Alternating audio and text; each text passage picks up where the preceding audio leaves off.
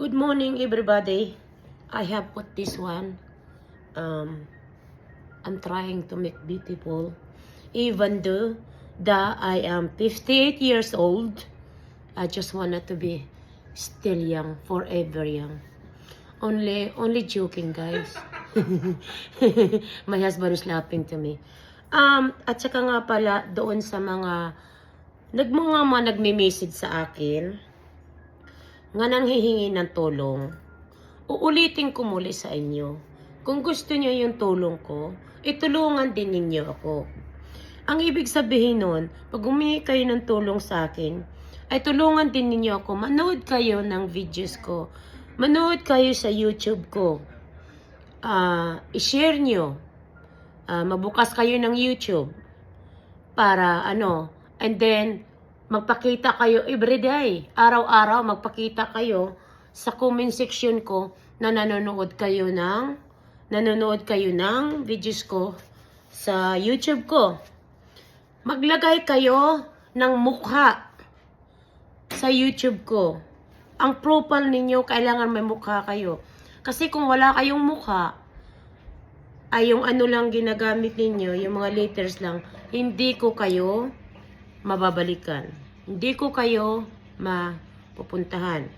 So, sa katunay na pangalan ninyong ilagay, huwag yung piki. Kasi marami nanghihingi sa akin ng tulong, nagme-message sa akin, tapos mga piki naman ang mga pangalan ninyo.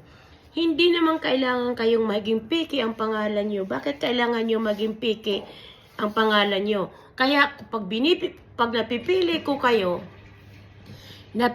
ko kayo sa pag namumusa ko, hindi kayo makita ng treasurer ko. Totoo yan, hindi ko kayo makita.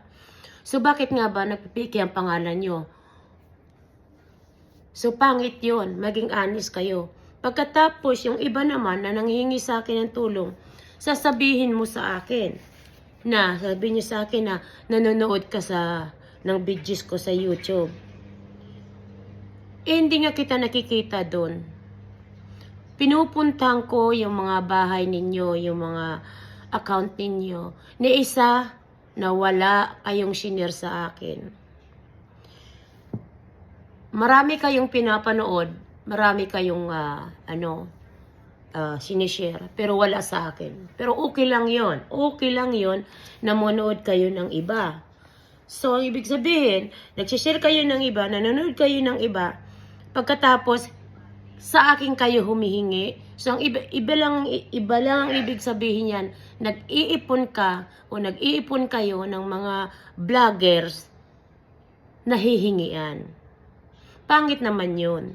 Kung mayroon kayong sinusuportahan na isa, magsuporta kayo, todo ninyo suportahan ng isang vlogger.